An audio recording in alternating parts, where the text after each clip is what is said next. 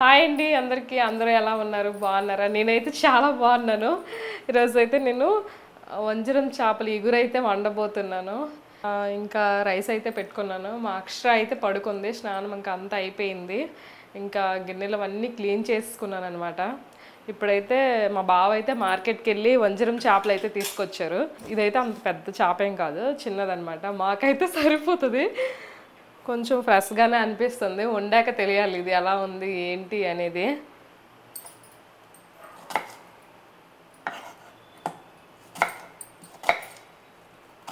Onions అయితే cut చేసుకుంటున్నానండి మా అక్షర అయితే చక్కగా పడుకుంది ఈరోజు మా అమ్మమ్మ అయితే ఫోన్ చేసిందండి మా ఇంటి దగ్గర పండగ రా అని చెప్పేసి మరి అమ్మ ఎలాగోలాగా ఒకసారి బావకు చెప్పేసి అని చెప్పేసి మా ఆయనకు కూడా ఫోన్ చేసి చెప్పారనమాట ఇంకా ఈవినింగ్ అయితే వెళ్ళాలి అనుకుంటున్నాను మా బావని అడిగితే వెళ్ళు అని అన్నాడు చాలా రోజులకి ఆఫర్ అనమాట ఇది ఇంక వెళ్ళాలని ఫిక్స్ అయ్యాను ఇదైతే మిక్సీ ఆడేసుకుందాం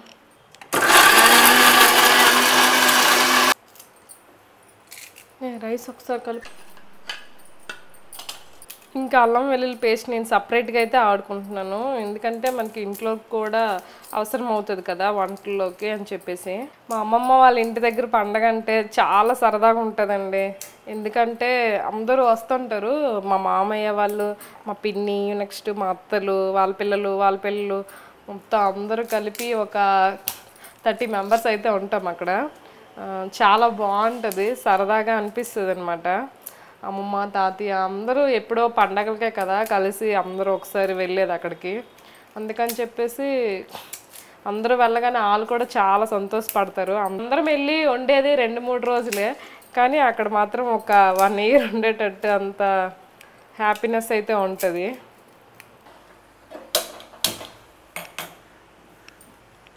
ఈ వంజరం చేపనైతే పులుసు అంట పెట్టుకోకూడదంట అండి ఇగురు చేస్తేనే ఇది టేస్ట్ ఉంటుందంట ఈ కర్రీ నాకు తెలియక చాలాసార్లు నేనైతే పులుసే పెట్టాను ఇగురైతే పెట్టలేదు ఈసారి అయితే ఇగురు పెడదాం ఎలా ఉంటుందా అని చెప్పేసి ట్రై చేస్తున్నాను అంటే నాకు వేరే వాళ్ళు చెప్పారు చిన్న చిన్న చేపలు ముళ్ళుండే చేపలు పులుసు పెట్టుకుంటే పులుసు చాలా టేస్ట్గా ఉంటుంది కొంచెం మొక్క చేపలు కొంచెం పెద్ద చేపలు గట్టిగా ఉండేవి ఇగురు పెట్టుకుంటేనే టేస్ట్ అని చెప్పారు వాళ్ళు చెప్పింది ఎంతవరకు నిజమో చూద్దాం ఈ కర్రీ చేశాక తెలుస్తుంది అనమాట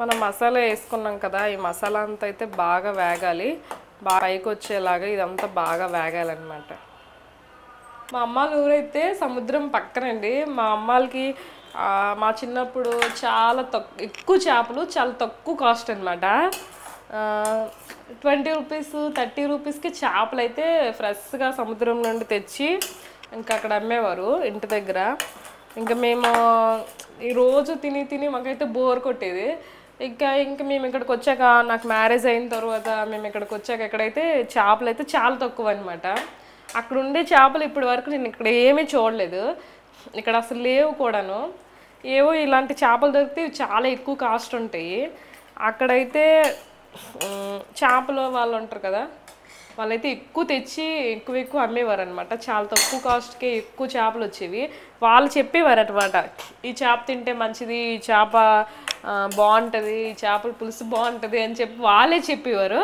నాకు చిన్నప్పుడు ఎక్కువ నాన్ వెజ్ తినాలనిపించేది కాదు ఎక్కువ వెజ్జే తినేదాన్ని ఎందుకంటే అక్కడ ఎక్కువ నాన్ వెజ్ దొరికేది కాబట్టి నాకు మ్యారేజ్ అయ్యాక మా అత్త వాళ్ళ ఇంట్లో నాకు అలవాటైందనమాట నాన్ వెజ్ తిన్నాము ప్రతి వీక్ బుధవారం సండే ఇవి ఇంకా వీళ్ళు అలవాటు చేశారనమాట చేపలు ఎక్కువైతే మా మామగారు అయితే సందువలు తెచ్చేవారు ఈ మ్యారేజ్ అయ్యాక నాకు సందువల చేప అనేది తినడం వల్ల నాకు అది ఇష్టంగా మారింది తర్వాత మా మా ఆయన అయితే ఇంకా ఇక్కడికి వచ్చాక వీక్లీ 1 టైం అలా చేపలు తేవడం, తింటే మంచిది, ఇది హెల్త్కి మంచిది అని చెప్పేసి అతను నాకు ఇంకా ఒక్కొక్కటి చెప్పడం వల్ల ఇంకా అలా అలవాటు అయిందనమాట చేపలు తినడం. అంతకుముందు అయితే ఏమీ తినేదాన్ని కాదు. మా అమ్మ ఏదో ఒకటి పెడితే అది తినడం, నచ్చితే తినడం, లేకపోతే లేదు.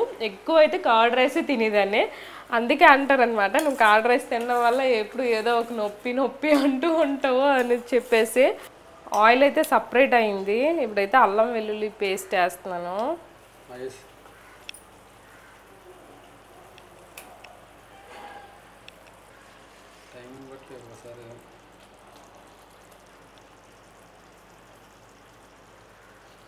చేపలకి కొంచెం కారం అయితే ఎక్కువ వేసుకుంటేనే బాగుంటుంది. మరీ తక్కువ వేసుకుంటే చేపలు కొంచెం నీసు వాసన వస్తుంది అనేసి అంటారు.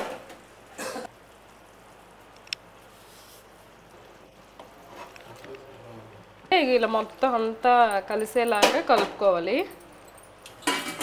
కొంచెం వాటర్ అయితే వేస్తున్నాం.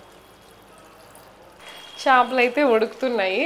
కర్రీ అయితే కాసేపట్లో అయిపోద్దండి. ఇంకా మా అమ్మ వాళ్ళు అయితే మొన్ననే తిరుపతి వెళ్ళారు. మా అమ్మ అయితే నాకు ఒక కవర్ పంపించింది. అందులో ఏమున్నాయి ఏంటని చూద్దాం. నా కోసం ఏం పంపించిందో. ఇదేనండి మా అమ్మ పంపించింది కవరు. ఇందులో ఏమున్నాయి చూద్దాం. దేవుడి దగ్గర కుంకుమ అయితే పంపించింది, రోజు పెట్టుకోమని. నా కోసం గాజులు అయితే పంపించింది.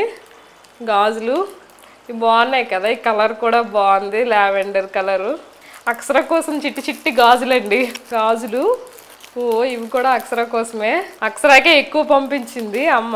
చిన్ని గాజులు ఇవన్నీ అక్షర కోసమే. ఇవి కూడా గాజులేనండి, అన్ని అక్షర కోసమే. అమ్మ అయితే అక్షర కోసమే కొన్నది. అక్షర పుట్టాక ఎక్కువైతే అన్ని అక్షర కోసమే కొంటున్నారు. నా కోసం అయితే ఏం కొనడం మానేశారు. అడుగుతాను ఈసారి అమ్మకి. ఇంకా దేవుడి దగ్గర తాళు చేతులు కట్టుకోవడానికి. అమ్మ వాళ్ళు వెళ్ళేటప్పుడు కాళికాదేవి టెంపుల్కి కూడా వెళ్ళారంట. అక్కడ నల్ల గాజులు ఇచ్చారంట. నల్ల గాజులు అక్షరాకి దిష్టి తగలకుండా ఉంటుంది పెట్టని చెప్పేసి అన్నది అమ్మ. ప్రసాదం కూడా ఇచ్చింది, కానీ ఈరోజు సండే కదా, నేను నాన్ వెజ్ అది వండుతున్నానని చెప్పేసి మా ఆయన అయితే తీసేశారు. ఇది కూడా లావెండర్ కలరే, సేమ్ ఈ కలర్ అనమాట. ఈ బ్యాంగిల్స్ కూడా చాలా బాగున్నాయి, కానీ ఎక్కువ అయితే అక్షర కోసం ఇవన్నీ తీసుకున్నారు. అక్షరాకు ఒకసారి వేసి చూద్దాం, మనకు సరిపోతే చాలు. రండి, మా అమ్మ తిరుపతి వెళ్ళి నా కోసం తీసుకొచ్చినవి. కర్రీ అయితే ఉడికిపోతుంది. కర్రీ అయితే అయిపోయిందండి. ఇగో ఇంకా కొత్తిమీర అయితే వేసుకుంటూ కనిపిస్తుంది కదా, ఆయిల్ అంతా సపరేట్ అయిపోయింది, ఉడికిపోయింది. బాగా స్మెల్ ఎలాగుంది? హాయ్, ఇదిగోండి ఇప్పుడు కూడా మాడిపోయినట్టు అనిపిస్తుంది అంటున్నాడు. స్మెల్ అయితే గుమ్మగుమ్మలు ఆడిపోతుంది. కర్రీ అయితే ఎలా వచ్చిందో తినేసి అయితే చెప్తాము.